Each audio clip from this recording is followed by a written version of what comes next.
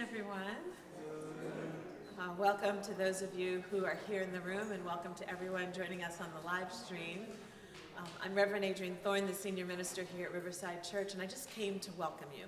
I'm not going to say much more than that because we have a limited amount of time that Dr. Pace is with us, and we want to get all that she has to give us. So welcome, whether you're online or on site. I know this is a program that you're going to enjoy.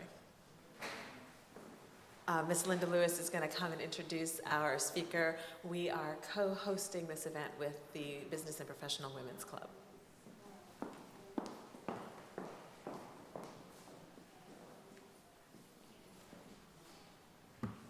Good afternoon, everyone. I want to welcome you to this wonderful program. I'm Linda Lewis, First Vice President of the Riverside Business and Professional Women's Club. I would like to begin with today's thought from the Daily Word, which is very appropriate for Dr. Hall. I co-create with God to bring about my highest good. When I work as a member of a team, I know what my role is. I do my part and trust that the others on the team will do theirs. Together, we are all working toward the same end, and that knowledge gives us an energy and momentum that we would not likely have alone. Something similar happens when I let go and let God. I do what is mine to do, and then I relax knowing I have done my part. I do not worry about what happens next. Letting go and letting God means opening to and cooperating with the divine within. My human nature and my divine nature are a powerful team. Together, they work to bring my dreams to life. I relax and trust the highest and best outcomes are already manifesting. But Jesus answered them, "My Father is still working, and I also am working." John 5, chapter 17. For those of you who may not be familiar with her, the Reverend Dr. Prathia Hall was a civil rights activist whose work was grounded in social justice, Christian practice, and women's thought. As a significant figure in the civil rights movement, Hall served in the Student Nonviolent Coordinating Committee and would often be called on to speak at mass meetings. Her intellectual and theological development was a product of her childhood formation as the daughter of a Baptist preacher and forged in her fights against racism, sexism, classism, ageism, and heterosexism, and denominationalism in all its forms. Of Hall, the Reverend Dr. Martin Luther King Jr. once said that she was the one platform speaker that I preferred not to follow. As a preacher, pastor, professor, pioneer, and one who coined the phrase, "I have a dream," Hall's thought and activism influenced many more widely known civil rights leaders and early womanist scholars. Now I'd like to speak a little bit about our speaker, Dr. Courtney Pace, Reverend Courtney Pace, PhD. She is the Prathia Hall Scholar in Residence of the Social Justice History for Equity for Women in the Church. She has a PhD in Religion from Baylor University, a Master's of Divinity and Theology from George W. Truett Theological Seminary, and an Honors Bachelor of Science in Computer Science and Engineering, with minors in mathematics and psychology from the University of Texas at Arlington. She researches social justice movements in American religion, particularly race and gender. She's the author of Freedom, Faith, the Womanist Vision of Prathia Hall, Beyond Eden, the collected sermons and essays of Prathia Hall, and 150 plus peer-reviewed articles, book chapters, book reviews, and encyclopedia articles. She is an ordained Baptist minister and has trained as a figure skater for 31 years. Dr. Pace founded and chairs the Clergy Board for Planned Parenthood of Tennessee and Northern Mississippi. All of that is her labor of love, done after hours on top of her day job as a senior consultant with Deloitte's Government and Public Service Practice, specializing in state, local, and higher education consulting. She was named among Memphis's 40 under 40 in 2023. Ladies and gentlemen, Dr. Courtney Pace.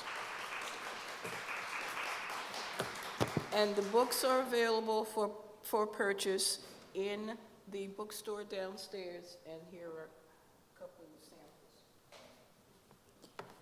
Thank you so much for this warm welcome. One of my favorite things about New York City is you're never far from a stranger, but you're never far from a friend. And I've seen so many friends since I've been in this space this morning. Thank you for all that you do all the time that makes this kind of community and connection possible. I'm particularly grateful to Reverend Adrienne Thorne, who I met this summer at the Alex Haley Farm, for her invitation and for her leadership of this community of faith. My professional focus for nearly 15 years now has been researching and uncovering the story of Reverend Dr. Prathia Hall, an unsung heroine of the civil rights movement and a key Black church strategist.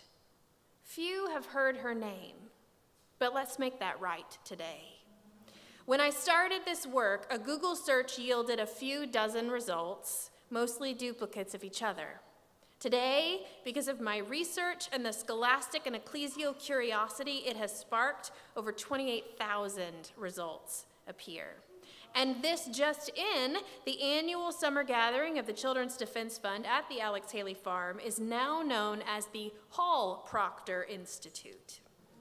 I cannot put to words what it means to see Dr. Hall receiving the admiration and respect she has so long been due. May our respect and admiration for her life and work only continue to multiply. And may we recognize brilliance in the Black women among us before they die.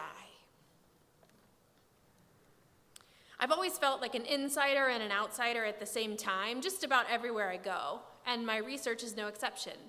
I grew up an only child who was good at school and figure skating. I sang and danced and one time rollerbladed in theater productions at my suburban megachurch. And then I was recruited to engineering camp as a minority in STEM. Dr. Kendall Harris, former dean at Prairie View A&M and then provost at Texas Southern, was at that time an assistant professor at UTA, and he directed the camp. I went 2 summers and loved it so much that I majored in engineering and then became an engineering camp counselor. And yes, I really did start stories with this one time at engineering camp. Dr. Harris also introduced me to student groups for minorities in engineering, including NSBE, where I found some of my closest friends from college. And then as a seminary student dealing with my own call to ministry with all my evangelical baggage in tow, I was once again insider and outsider. The spaces that had nurtured me in faith and in which I discerned my calling no longer had space for me because I wouldn't conform to their gender or racial hierarchy. And there was a kind of spiritual homelessness I felt for a long time. I did what a lot of us do in that dilemma. I started a PhD. And in my first year of graduate school, I looked for a dissertation topic addressing the intersections of race and gender. A homiletics professor suggested Prathia Hall as a potential research focus based on her activism and her alleged origination of I Have a Dream. Her name was in a few books, often just a name in a list with no additional information. But I was instantly drawn to her. Beyond what I could fully understand at the time, I left no rock unturned in my quest to find primary sources from which to tell her story. This work has in many ways been like being a detective, searching newspaper archives, microfilm reels, library archival collections, indexes, conducting oral history interviews, and attending civil rights organization reunions. New sources would offer snippets of information or new context, and as a historian, I had to figure out how all those pieces fit together. And it was a race to interview historical figures before they became ancestors. An added challenge to this work is the fact that I am white. Womanism is a liberation methodology rooted in the experiences of Black women. affirming the equal humanity of all people, opposing every form of oppression, and offering Black women's necessary correction to white feminism, which so often ignores race and class. Historians have always been both insiders and outsiders to their work, typically choosing topics that are somewhat autobiographical but extend beyond our understanding. And while I can relate to some of the adversity that Dr. Hall faced, I am an ordained Baptist woman in ministry who juggled child rearing, divorce, and a mix of full-time and part-time jobs while earning a PhD. My understanding is limited by my context as a white scholar. And my earnest hope is that this research can be a resource, but I respect and celebrate that critical engagement with Hall's life and work must be led by womanist scholars, and I am so thankful to see that happening. Let us imagine together a little girl, 5 years old, in her Sunday best, boarding a train with her sister. It's their first train journey without their parents. They're excited. They're going to Virginia to visit their grandmother. They showed the attendant their tickets and took their seats. And imagine their excitement when the train starts to move and the window view becomes a blur of trees and sky. And precisely in this moment of joy, an attendant grabs each of them by the collar and pulls them through train car after train car to a smoky room filled with soot and dirt, and demanded they finish the train ride there. As young Prathia heard the train wheels clickety-clack, all she could hear was, "You're not good enough. You're not good enough. You're not good enough." That experience became a core memory, igniting her passion for racial justice and propelling a lifelong pursuit of philosophical and theological understanding for what had happened then, what must be happening everywhere else, and how she could be part of dismantling it. Raised in North Philadelphia, Hall assisted her father, Reverend Berkeley Hall, in the work of his church, Mount Sharon Baptist. Her father nurtured her with Langston Hughes, Howard Thurman, Alexander Crummell, and Raymond Pace Alexander. He told her that he had a vision of her future. "I see Africa rising." And when her siblings would run for the hills, she would be at her father's knee, eager to learn as much as she could. She attended predominantly white schools, yet lived in a Black neighborhood. She was deeply involved in the Black church. She longed more than anything to attend Tuskegee, but even with her father's certainty of her destiny, he couldn't bear to let her enter harm's way. So she attended Temple University within walking distance of her house, where she became involved with Fellowship House, a Philadelphia social justice organization for youth and college students.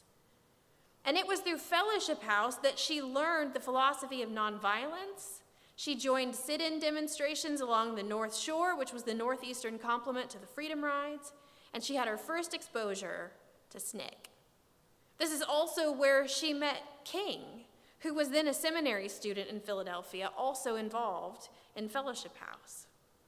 The Student Nonviolent Coordinating Committee formed in 1960 to organize voter registration and nonviolent direct action. King led the Southern Christian Leadership Conference, SCLC, which typically led short-term campaigns designed to apply economic pressure, draw media attention. But SNCC moved in for the long term in former plantation, rural, majority Black counties where most congressmen, all white, had great power because they'd been in Congress a long time. SNCC recognized that if they could vote those senior congressmen out of office, they could quickly change the dynamic of Congress, which meant they could quickly change the dynamic of Congress's committees. When all seems bleak, let us remember this critical fact: every member of our Congress faces re-election every 2 years.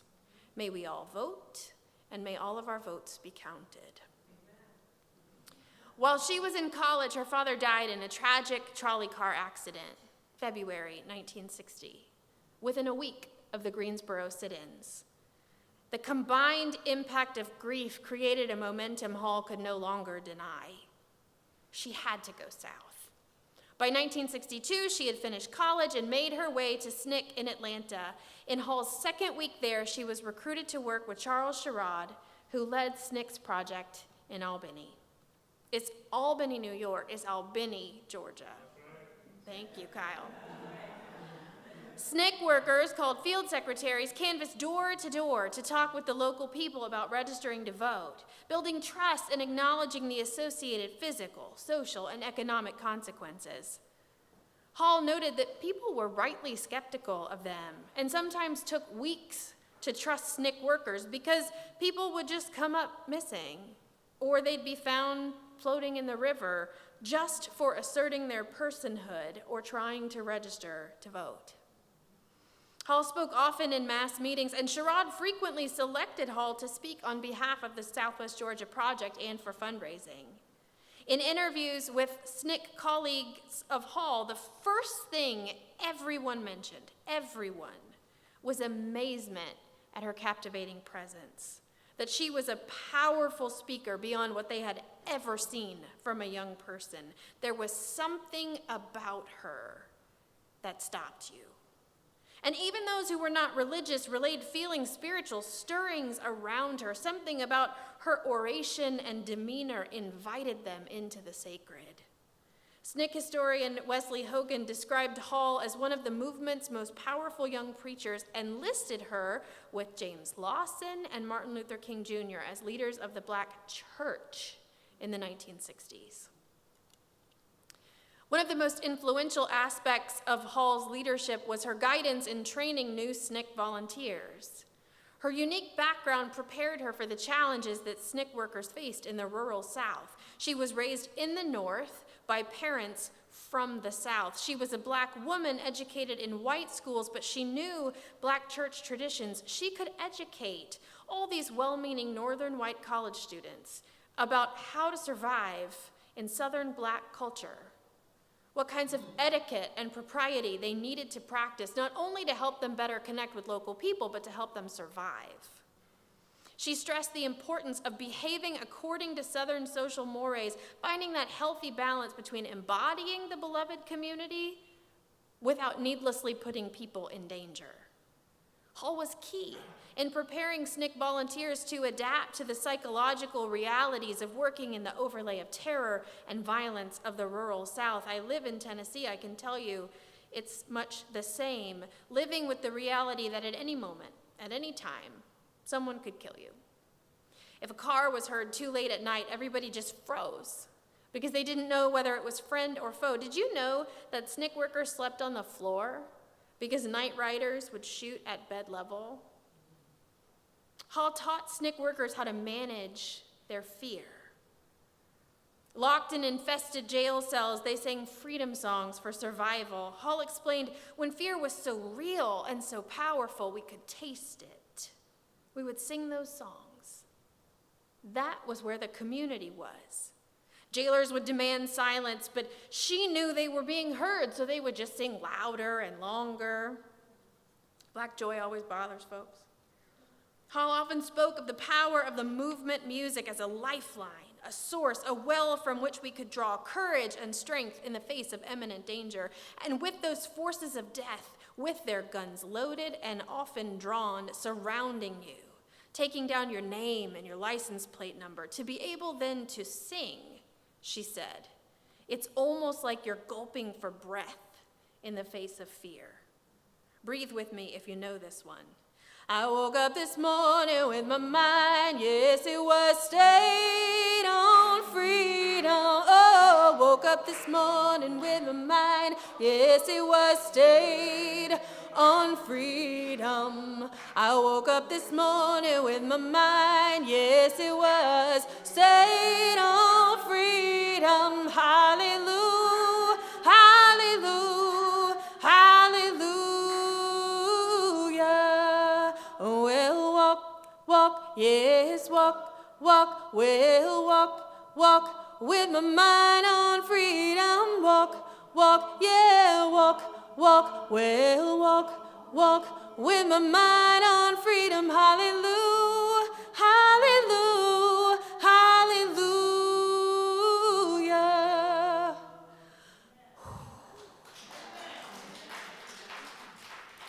On August 30th, 1962, Deputy Marshal D.E. Short of Sasser, Georgia, fired 2 shots in the air while pulling over Roy Daniel for speeding. Hall and Ralph Allen were also in the car. Daniel was only driving 30 miles per hour, but Short pursued as if it was a high-speed chase. Hall answered him by looking him in the eye, which was something forbidden for black people to do, to look white people in the eye. And she said to him, "We're talking to people about voter registration, and you have no right to stop us." She described his reaction. He became enraged, changed colors, began literally foaming at the mouth, cursed me with names some I had never heard before or since. And Hall went numb. If I had moved one muscle, I would have given him the excuse he wanted to raise his gun point blank and fire. Do we know about this? She believed her numbness, her freeze trauma response was a gift from God that saved her life. After emptying his gun at the ground, Short arrested them and held them at the Sasser jail. On September 5th, 1962, Hall was with a group gathered in Albany to welcome new recruit Jack Chatfield. They were piled into a tiny Nash Rambler. They confirmed their plans for the next day, stopped for gas on the way to the house. Chatfield had a late-night snack in the kitchen while the others slept, when a quiet car motor emerged, followed by a hail of gunfire. Shots riddled the house. When the shooting started, they all tried to hide, and they didn't know if the night riders might return, so Sherrod turned the lights off and made everybody stay on the ground for 45 minutes. Hall and Chris Allen did have minor bullet injuries, but Chatfield was shot twice in the arm. No hospital would treat him because he was staying with black people. Hall knew this danger was a constant possibility. We had been warned in orientation sessions, she said, not to go into the field unless we were prepared to die. In fact, one of the first things that SNCC workers did when they joined was write a will. That night, any and all romantic thoughts about our freedom adventure dissolved, she said, as we came face to face with the real and present possibility of death. Because of this, SNCC often struggled to find churches willing to host mass meetings. If you ask folks now, they supported the movement the whole time. They were glad to have it. If you ask folks then, people shuttered doors and pulled the blinds down. And if you're curious how your church would have reacted to SNCC, look at how your church reacted to Black Lives Matter. Hall came to understand the profound demonstration of faith made by churches that worked with SNCC. In the summer of 1962, 4 black churches in Terrell and Lee counties, all connected with the movement in some way, were burned by white supremacists. 2 churches, Mount Olive Baptist in Sasser and Mount Mary Baptist in Chickasawautchee, were burned the night of September 9th, both wooden, 5 miles apart within an hour of each other. Hall received word via telephone that Mount Olive was on fire, so they dressed quickly and made their way to the church. There were no firefighters. The church had already burned to the ground. Hall later reflected, as we stood there, more people gathered, members and friends of the church. We held hands together and sang and prayed. As we stood there watching the remains of Mount Olive, Mr. Southwell of the Georgia Bureau of Investigation arrived. I extended my hand and said, "I'm Prathia Hall." He looked at me and said, "Don't you know better than to stick your hand out there like that and speak to me?" I said, "Don't human beings speak to each other that way?" He walked away saying, "Well, it ain't the way I live." Even though mass meetings were often held at Mount Olive and Mount Mary, even though a deacon of Mount Mary had been supporting voter registration, Sheriff Matthews assured reporters that the burnings were unrelated to the movement. SNCC held a prayer vigil in September of 1962 at the ruins of Mount Olive. New York Times reporter Claude Sitton reported, as the sun sets across the cotton fields, some 50 Negroes and 2 whites met at Mount Olive for a prayer vigil. Joining hands, they sang softly, "We shall overcome, we shall overcome, we shall overcome someday. Oh, deep in my heart, oh, I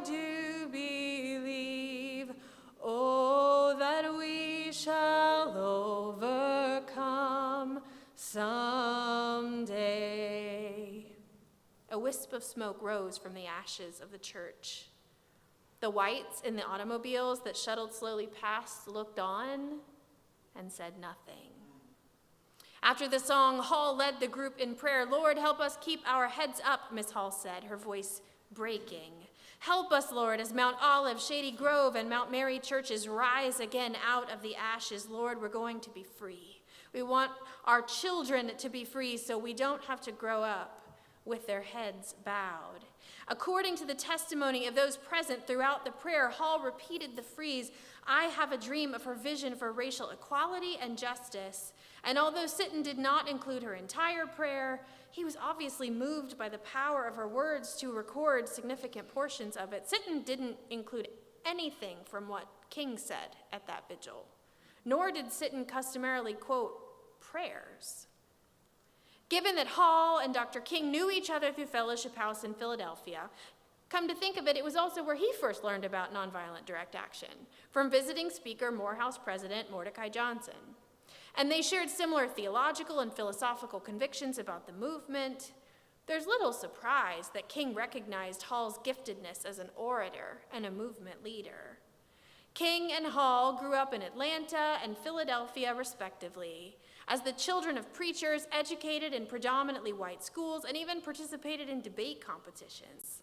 They were trained for the movement in similar ways by Marjorie Penny, a Baptist woman who organized Fellowship House. Add that to the list of things church women have done under the radar. And actually, it was Marjorie Penny who mentored King in recovering from SCLC's setbacks in Albany and convinced him to go to Birmingham when Fred Shuttlesworth invited him. Let's blow that story wide open.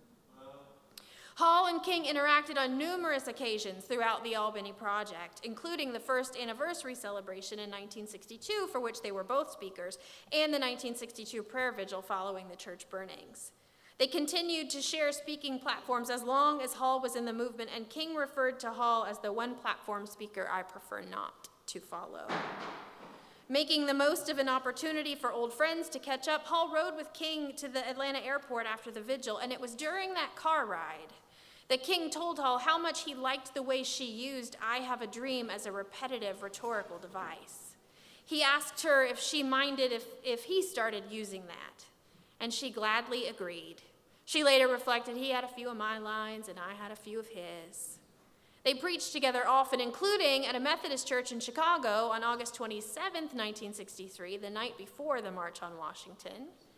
Hall could not get to Washington in time for the march, so she watched from a hotel TV. Hall was an extremely private and modest person.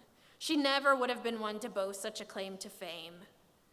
She barely admitted her involvement when asked bluntly by close friends. She had such high regard for King, and she didn't want claiming her work to somehow discredit the importance of King's legacy. But she did acknowledge that she did first use the phrase, that King asked her to use it. A preacher asked to use a phrase? That must tell you King's esteem for her. And that she admired how he had adapted the phrase into his own preaching. She would say, "He did far more with it than I ever could." But let us tell the truth. "I have a dream," easily the most prophetic line of the most significant sermon of the 20th century, came from Prathia Hall, a black woman in her early 20s. Don't wait to grow up to change the world. It's not necessary. And do you remember Deputy Short of Sasser, who shot at Hall's feet? In January of 1963, Hall made history as the first black person in the state of Georgia to sue for police brutality. Short pled not guilty, and after 20 minutes of deliberation, a 12-man all-white jury acquitted him of all charges. Based on Hall's leadership in Southwest Georgia and Selma, which she was leading outright in fall of 1963, SNCC invited her to Atlanta towards the end of 1963 to help with a growing demonstration campaign between multiple organizations. She quickly became SNCC's chief of Atlanta, and during one of SNCC's meetings, Hall stated, "We have been silent much too long." We talked about that this morning. We are here today because we can no longer bear the shame of our guilt, because delay means compromising our dignity. We are here today to serve notice on the city of Atlanta and the state of Georgia. We are tired of segregation and we want equality now. 21 SNCC workers, including Hall, landed in Atlanta jails over Christmas of 1963. In fact, Hall was arrested with Dick Gregory's wife. A battle quickly ensued between federal and Georgia state courts over jurisdiction concerning these civil rights cases. Fulton County, do we know Fulton County? Fulton County Superior Court Judge Durwood T. Pye insisted on trying them individually and required that they all attend each other's trials so that there could not be further demonstrations while the trials took place. Prathia Hall was to be the second defendant tried. After the first trial, the U.S. District Court petitioned for 17 of the at least 21 cases to be moved to federal jurisdiction. Pye refused to release Hall. He held her for 14 days on $4,500 bail. That's high today. And despite Hall's lawyers' claims of cruel and inhuman punishment and a federal restraining order against the state court, Pye would not budge. He claimed to own her, quote, hide, hair, and talon. With a writ of habeas corpus, U.S. Marshals whisked her out of her cell and freed her on a $1,000 bond on March 24th. She was arrested Christmas Eve, freed March 24th. The case progressed through various stages of appeal but wasn't fully dismissed until 1968. Time magazine ran a story about this case in 1964 that you might find very interesting. Hall's father had mentored her in the theological understanding that God meant all people to be free, that freedom and faith are woven together in the fabric of life. And it was in Southwest Georgia that Hall learned that freedom faith meant facing one's fears with confidence that the God who led her there would bring her home.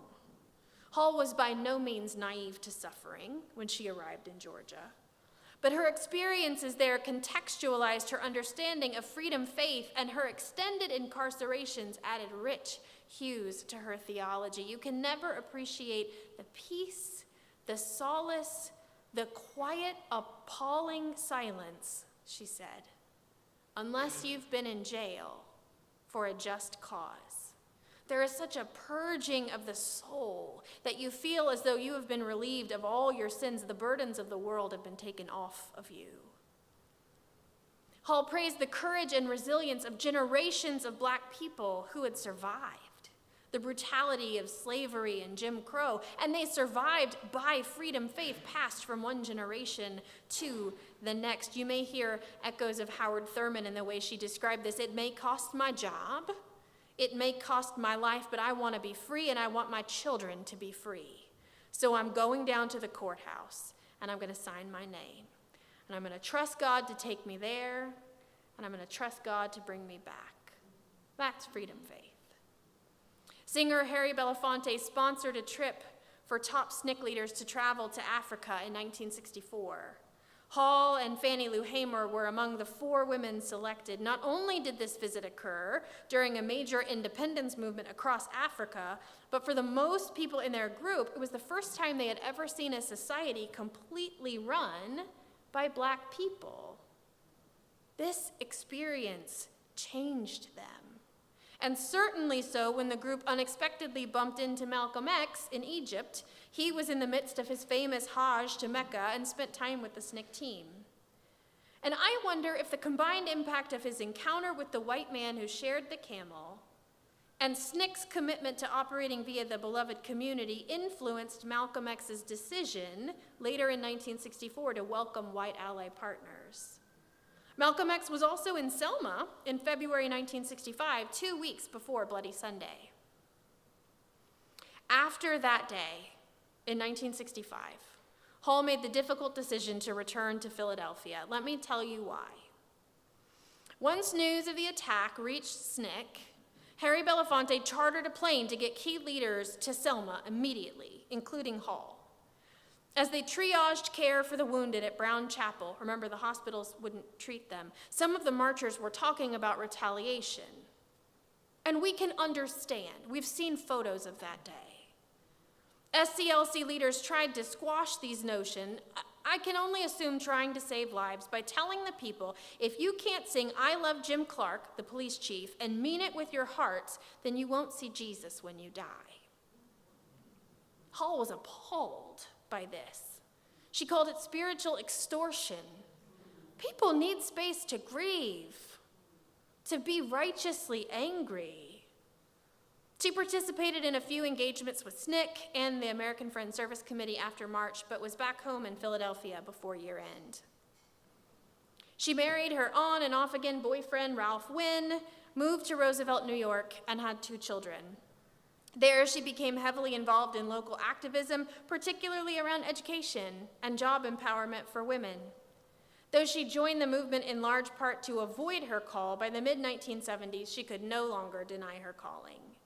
She confided to a friend that the call to preach had reached a point of preach or die, and that had she been born male, she never would have questioned it. She enrolled at Princeton Theological Seminary, and by 1977, she was ordained. She pastored Mount Sharon Baptist Church, her father's church, in North Philadelphia. It's on Girard Avenue, in case you're wondering, while living in Roosevelt, New York, and commuting to New Jersey for seminary. Y'all live here, so you can understand this commute. She lived in Roosevelt, she pastored in Philadelphia, and she commuted to New Jersey every week. Every week. Her husband was not supportive of her call, and his attempts to control her escalated to severe physical abuse, resulting in multiple hospitalizations. She filed for divorce in the mid-1980s, but she never publicly discussed the abuse because she was afraid it might cost her ministry to acknowledge that she had been abused. Let me say that again. She was afraid she would lose her ministry because she had been abused. The weight of this burden compounded after a serious car accident that caused a debilitating back injury. She'd be incapacitated for days at a time, and during this time she was still commuting and raising 2 kids, now as a single mother on a graduate student salary. In the mid-1990s, she joined the faculty and administration of United Theological Seminary in Dayton. So now she's teaching full-time. They made her be dean of chapel also. Women don't ever get to have just one job. Trying to finish a dissertation and a single parent with a weekly multi-state commute. You may not be surprised that she faced significant obstacles at United. The academy is not a hospitable place for Black women, and it was worse then. She took many speaking engagements to supplement her income, and you can understand why she felt that she needed more income, further challenging constraints on her time, in particular finishing her dissertation. She defended in 1997, and a year later, she was the visiting womanist professor at ITC in Atlanta. The following year, she was named to the MLK Chair of Ethics at Boston University School of Theology. Her dream job, a full-time, tenure-track faculty position at a financially stable school. All the academics say amen. One of the most enduring legacies of Hall's pastoral career was her prophetic womanist ministry. Before Alice Walker gave us that word, womanist, Hall was modeling womanist preaching. She centered women's narratives in the text. She used a Christocentric hermeneutic. She highlighted Jesus as liberator, working against the oppression of anyone. She rejected patriarchy, not in the gospel, but in the text. Instead, using the text to demonstrate equality and justice, which is the gospel and the necessity of Christian commitment to liberation. She was one of the first voices in American religious life of any race or any tradition to advocate for the full equality of all people, arguing that unless preaching addressed personal salvation and social justice, the church had failed to proclaim the gospel. She said, for whatever it is that we who mount the sacred desk do when we come to the pulpit, if it is not good news to the poor, if it is not deliverance to the captives, if it is not sight to the blind, if it is not freedom to the oppressed, it may be sweet, it may be eloquent, it may even be deep, but it ain't preaching. Anything working against the liberation of all people was, as Hall described it, bondage doctrine. Anything which undermined liberation kept them enslaved to what bell hooks would call patriarchal dominance. That hierarchy of one over another, inclusive of racism, sexism, classism, ableism, ageism, heterosexism, etc. It grieves me that list is so long. Hall's understanding also resembled what Kimberly Crenshaw would later call intersectionality, or the compounding impact of multiple forms of oppression. In particular, as Hall explained, that Black women didn't merely face racism and sexism. The operator is not addition, but racism times sexism times classism. And some of y'all may make a compelling argument that it's not multiplication, it's an exponent. Tired of empty promises of eventual progress, Hall advocated for the full inclusion of women in ministry now. To be faithful witnesses to the liberating gospel of Jesus Christ, the church must be doors wide open to all people. Riverside knows about this. When churches perpetuate patriarchal dominance, they trade the gospel for power. And they were teaching women to limit their spiritual imagination for how God might use them. Hall later named this self-limiting as pathologized oppression. Voluntary self-dehumanization morphed into an internalized self-hatred that perpetuates itself, wherein women learned to oppress themselves on behalf of the patriarchy. It does not need more resources. We could use the same logic about the inclusion of the LGBTQ community as well, and Hall did name this specifically on multiple occasions, one of the very few preachers in the 1980s to do so. She recognized we aren't free until we're all free. Hall's research on the Women's Convention Auxiliary of the National Baptist Convention, USA, explored ways that Black Baptist women had always been creating agency for themselves within a patriarchal institution. As many women throughout Christian history have done, Baptist women faced a moral crossroads. Do I obey God, or do I obey my church? Do I obey God, or do I obey my church? Hall said they sacrificed their own voices to support racial advancement and peace within their churches because disobedience cost everything. And this self-sacrifice for organizational loyalty compromised the integrity of the entire church, Hall argued. Ignoring the moral crisis of gender compromised the church's ability to faithfully fulfill their historical mission. And by silencing women, the National Baptist Convention had no credibility as a church, according to Hall. Them's fighting words. Be like Claudia.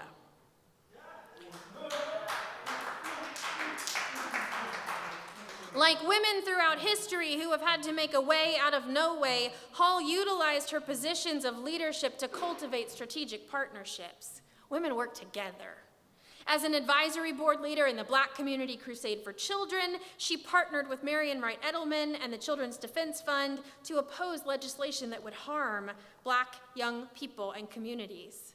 Hall recognized that the CDF already had a tremendous infrastructure for children and families, especially children in poverty, and that collaboration would achieve better results than working in parallel. And from her organizing came initiatives like Child Watch, Freedom Schools, Children's Sabbath, and One Church, 10 Families. Hall's resources were extremely limited. So she looked at her network of contacts and who were their contacts, and she would figure out who was going to be at what convention and who was going to be at what conference and who was kin to who and who was on what committees, what were the themes of those meetings, and she made her plan for that little budget to go as far as it needed to go. She connected local and national leaders of community organizations and Black denominations to set out her strategy and get to work, starting with the 2000 CDF Proctor Institute at Alex Haley Farm, now also named for her. Hall pastored Mount Sharon for nearly a quarter century. As professor and preacher, she mentored over 200 aspiring Black clergy women. She remained active in the Progressive National Baptist Convention, the American Baptist Churches USA, the New York Board of Education, the Association of Black Seminarians, the Children's Defense Fund, and domestic and international advocacy for liberation and equality for people of all ethnicities. After battling cancer, Hall died in Boston in 2002. Throughout, she advocated for Black people to join the bone marrow registry so more Black people could access life-saving transplants. Because of white rape of Black women, Black genetics are extremely complex. It is very hard to find matches for bone marrow and organs. While she never found a match for herself, her condition is now considered treatable, largely because of her advocacy for more donors. For reference, Robin Roberts had the same form of cancer and is thriving today. Let's fast forward a little bit. When we think about the movement, we usually mean 1955 to 1968, which takes us from Brown versus Board to the assassination of Dr. King. But the movement for civil rights hardly stopped in 1968. Since the 1960s, activists have been working across every front, asking for equality for all people, equal access to education and health care and the ballot, and for freedom to live as their truest selves. They have inspired new legislation and they have transformed culture, but we need to be careful when we think about the movement being a success, because this can give us a false sense of progress. I've curated some images, juxtapositions of iconic movement events and contemporary events. And as we consider these, I encourage you to consider how the battle for civil rights is playing out today. Birmingham, 1963. Police brutality toward a young, nonviolent protester. Compared to Baton Rouge, 2016, in the aftermath of the police shooting of Philando Castile and Alton Sterling. We don't have to leave Birmingham yet. One of the tactics used against protesters was spraying them with high-powered hoses. And given the large number of arrests of adults, most of the protesters were children. Compared to demonstrations at the Dakota Access Pipeline in Cannonball, North Dakota in 2016, in the middle of winter, where protesters were sprayed with water in freezing temperatures. 2 weeks after the March on Washington in 1963, 16th Street Baptist Church was bombed. In the children's Sunday school wing, 4 children were killed and several more injured. Compared to Emmanuel AME Church in Charleston, South Carolina, in 2015, where a shooter killed 9 people participating in service. In the summer of 1955, a young Emmett Till was visiting family in Drew, Mississippi, when he was falsely accused of whistling at a woman in a store. They abducted him from his uncle's house and brutally lynched him. Compared to Trayvon Martin in 2012 and Tamir Rice in 2014, both of whom were also visiting family members out of town, and both of whom were also shot because of a false accusation or presumed guilt. On the left, you'll see Tommy Lee Smith, gold medalist in track at the 1968 Olympics. He was stripped of his medal for this demonstration on the podium. Consider Sha'Carri Richardson and Brittany Griner, both exceptional athletes, but who lost favor for doing something bad. Tommy Lee Smith would say, "If I win, then I'm an American. But if I do something bad, then I'm a Negro." American heavyweight champion Muhammad Ali was also stripped of his boxing titles for requesting a religious exemption from the draft. He was, in fact, a participating member of the Nation of Islam, but this request cost him years of earnings and endorsements. And consider on the right Colin Kaepernick, who, upon the suggestion of a veteran, knelt during the national anthem to honor what the promises of the flag are, and who has been blacklisted from professional sports since. On the left, you'll see an iconic photo from Bloody Selma, where police waited on the other side of the Edmund Pettus Bridge to brutally attack unarmed, nonviolent protesters. And on the right, you will see an incredibly similar image of police response to protesters in Minneapolis following the police killing of George Floyd. On the left, see a mural in my town, remembering the marches after 2 black sanitation workers were killed by trash trucks. Their families were not even permitted to pick up their paychecks as of the time of their death. I Am a Man is a forerunner to Black Lives Matter, the cry against brutality of black bodies. Now, I understand that each of those stories has a larger story and a context that we must consider, but I also understand that the movement for civil rights is far from over. Its fronts have expanded. even as the ways that prejudice manifests in our society have become even more covert and harder to legislate. And technology has made both awareness and advocacy accessible to almost everyone. In some cases, this has promoted accountability, but in others, it has allowed collective noise to drown out the core issues. Information literacy, knowing what sources of information are reliable, has never been more critical in shaping public discourse and individual response to current events. Womanist wisdom has also clarified for us that we don't need solutions where someone swoops in thinking they have all the answers and they push their solution down on whoever they think needs it. As Lilla Watson said, if you have come here to help me, you are wasting your time. But if you have come because your liberation is bound up with mine, then let us work together. This is not about educated people helping under-resourced communities. This is not even about sanctified people helping those who are spiritually lost. This is about, as Hall said, hand in hand, heart to heart, shoulder to shoulder, partnering human to work together for each other's liberation. Watch what Hall did in Southwest Georgia. She didn't go door to door asking people to register to vote and explaining everything to them. She sat on the porch. She talked with them. She listened to their stories, sometimes every day for weeks. They built a relationship upon which they built a plan. And one of the reasons SNCC had such a powerful impact is because they partnered with local communities. They didn't come in and take over and call all the shots. They moved in. They got to know people. They honored the wisdom of the folk who had already been there, who were already working for freedom and liberation. And even in her later research, if you look carefully at her citations, Hall would have picked up a pamphlet in the doctor's office waiting room and connected that with something that she had heard in class, and that reminded her of a lyric from Sweet Honey in the Rock, which reminded her of something her grandmother used to tell her, which sounded a lot like what she heard on the news the other day. She was curious. She let the ideas come to her from every direction because she honored the knowing of the people.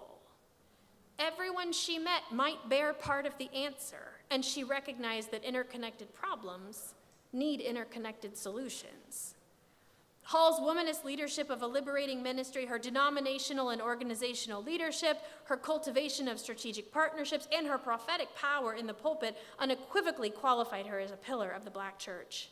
If she were male, she would have been a multi-term president of the PNBC and the ABC USA, preacher in one of the nation's most prestigious pulpits, president of a seminary, or any other leadership role she might have wanted.